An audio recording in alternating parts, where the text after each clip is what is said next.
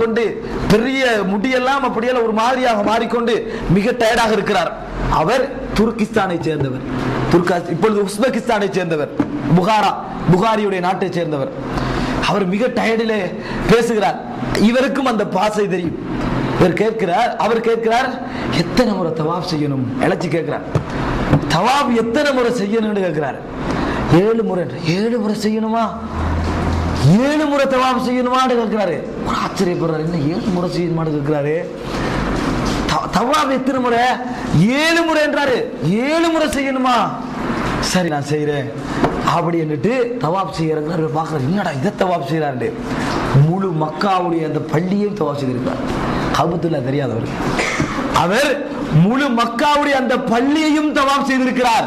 எனக்கு கௌபத்துல்லா தெரியாது, ஆசையில செய்கிறார். 7 முறை செய்யணுமா என்று கேட்டுட்டு முழு மஸ்ஜித் அந்த மக்காவுடைய பள்ளி முழுசாவும் தவாப் செஞ்சுதான் இழைப்புல கேட்கிறார். 7 முறையா செய்யணும் என்று இழைச்சி கேட்கிறார். இவருக்கு கண்ணால கண்ணீர் ஓடுது. பார்த்தவருக்கு கூப்பிட்டு, நீங்க எங்கிருந்து வாரீங்க?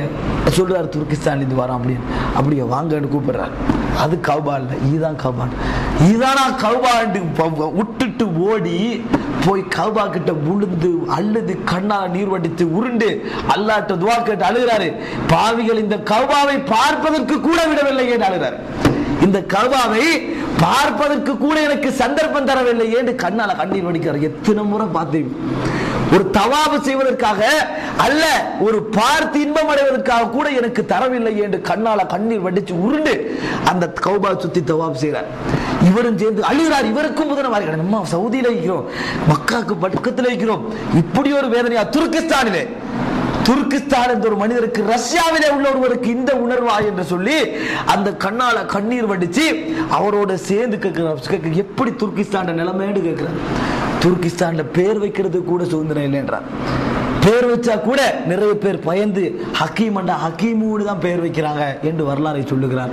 சகோதரர்களே, நான் இது 1 அல்ல 2 அல்ல, இது போன்ற லட்சக்கணக்கான வரலாறுகளை சொல்லலாம். ஆனால் அதையும் விட தாண்டி எவ்வளவு லேசாக இஸ்லாம்ங்கிறது ஒரு பயானண்டா வீடியோ எடுக்கணுமா, ரெக்கார்ட் பண்ணணுமா, MP3 வைக்கணுமா, என்னத்தை வைக்க, எல்லாமே எங்களுக்கு சுதந்திரமாக செக்யூரலிசம் என்று அறிவித்த நாடுகளில் கூட இல்லாத அளவுக்கு ஒரு மத நாடாக அறிவித்த நாட்டிலே எங்களுக்கு இவ்வளவு சுதந்திரம் கிடைச்சி மார்க்கத்தை யாராவது பெருமதியாக நினைக்கிறோமா? 10,000 பெருமதியாக நினைத்தவர்கள் 10 கோடி என்று வருகின்ற பொழுது மார்க்கத்தை பெருமதியாக நினைக்கிறோமா? இல்லை. 10,000 இருக்கின்ற உறுதி 10 கோடி வருகின்ற பொழுது மார்க்கத்தை தள்ள தயாராகிறார்கள். ஆனால் உயிரே போனாலும் ஒரு சிறிய சுண்ணத்தை கூட விட்டு கொடுக்க மாட்டேன் என்பது எங்களுடைய வரலாறு. எப்படியாக இருக்க வேண்டும்? அந்த ஈமானிய வீரம் எங்களிடத்தில் இருக்கிற சகோதரர்களே. வீரமான செயற்பாடு, சைத்தானுக்கு எதிராக கொஞ்சமாவது போராட்டம் செய்கிறோமா? கொஞ்சமாவது செயல்படுகிறோமா? ஒரு நாள் சோர்ந்தால் ஒரு 9 நாள் செயல்படுகிறோமா? ஒரு நாள் மனிதனுக்கு சோர்வு வரும், ஆனால் அந்த சோர்வை காரணம் காட்டி 9 நாள் சோர்வடைந்து கொண்டிருக்கிறோம். அதுதான் எங்களுக்கு நடந்து. ஒரு நாள் சோர்வடையும், சரி அடுத்த நாள் உற்சாகப்படுவோம் நினைப்பதில்லை, மறுபடி சோர்வடையத்தானே போகிறோம் என்று மறுபடி சோர்வடைகிறோம் சகோதரர்களே. ஆனால் ஒரு உஸ்பெகிஸ்தானிலிருந்து வந்து கொண்டு கௌபாவை தெரியாமல் என்றாலும் தவாப் செய்ய வேண்டும் என்றால் முழு மக்காவையும் தவாப் செய்வேன் என்று தவாப் செய்கிறாரே, என்ன ஒரு சிந்தனை அந்த மனிதனுடைய மனத்திலே இருக்க வேண்டும் சகோதரர்களே. இந்த வீரம் எங்களுக்கு வாளுக்கு முன்னால் நாங்கள் நிறுத்தப்படவில்லை, ஜிஹாதிலே நாங்கள் நிறுத்தப்படவில்லை, பெரிய எந்த சோதனை களத்திலும் நாங்கள் நிறுத்தப்படவில்லை. அல் குர்ஆனையும் சுன்னாவையும் பின்பற்றுவதற்கு மாத்திரம் நிறுத்தப்பட்டிருக்கிறோம். பின்பற்றியவர்களுக்கு தொடர்ந்து நீ பின்பற்ற கூடாது என்று நிறுத்தப்பட்டிருக்கிறார்கள். நாங்கள் மனோ இச்சை தான் எங்களுக்கு எதிராக மாத்திரம் இருக்கிறது. இதற்காக வேண்டியாவது கொஞ்சம் போராடி சின்ன விஷயங்களையாவது, தொழுகை, நோன்பு, இது போன்ற விஷயங்களிலாவது எங்களது வீரத்தை காட்டக்கூடாதா? ஒரு ஈமானிய சமுதாயமாக நாங்கள் மாறக்கூடாதா? எனவே சகோதரர்களை, இவைகள் எல்லாம் யோசித்து அடிக்கடி அல்லாஹ்விடத்திலே அல்லாஹும்ம யா முகல்லிபல் குலூப், உள்ளங்களை புரட்டுகிறவனே, தப்பித் கல்பி அலா தீனிக்க, உனது மார்க்கத்திலே எனது கல்வை உறுதிப்படுத்துவாயாக என்று அடிக்கடி பிரார்த்தித்து வீரமிக்க ஈமான் கொண்ட முஸ்லிம்களாக அல்லாஹ் தஆலா என்னையும் உங்களையும் ஆக்கியருள்வானாக. கடைசியாக சகோதரர்களே, நாங்கள் இங்க வந்து பயானுக்கு வரோம், நீங்களாம் மார்க்கத்தை கேட்க வாரீங்க. வீரம் என்று சொல்லி இஸ்லாம் உங்கள்கிட்ட பெரிதாக இன்றைக்கு எதிர்பார்ப்பதற்கு நிறைய இல்லை. ஆனால் உங்களில் நிறைய பேருக்கு தவ்வா செய்யக்கூடிய ஆற்றல், வசதி எல்லாம் இருக்குது, பேசுவதற்குரிய சக்தி இருக்குது. ஒரு பிசினஸ் அதை பேசி எப்படி ஹேண்டில் பண்ணி எடுக்கணும் என்ற சக்தி இருக்குது. ஆனால் ஒருவரை இந்த பயானுக்காக கொண்டு வரக்கூடிய சக்தி இல்லை என்று சொல்வதற்கு தானே, அது நான் நினைக்கிறேன் கேவலம் தான். ஏன்டா ஒரு பிசினஸ் உங்களுக்கு தப்பி போக கூடாது என்பதற்காக எப்படி எல்லாம் ஹேண்டில் பண்றீங்க, அதுக்கு என்ன கோலெல்லாம் செலவழிக்கிறீங்க. நாளை மறுமையில் ஐயஹதிய பிக்கல்லாஹு ரஜுலன், உங்கள் மூலம் ஒரு மனிதருக்கு அல்லாஹ் நேர்வழி காட்டுவது இந்த ஹைரும் மினத் துன்யா வமா ஃபீஹா, இந்த உலகம் அதில் உள்ளதை விட்டையும் சிறந்த ரசூலுல்லாஹ் சொன்னாங்களே, அது மனசுல வச்சிருந்தோம். நம்ம ஒரு ஆளை இந்த பயானை கூட்டி வரக்கூடாது.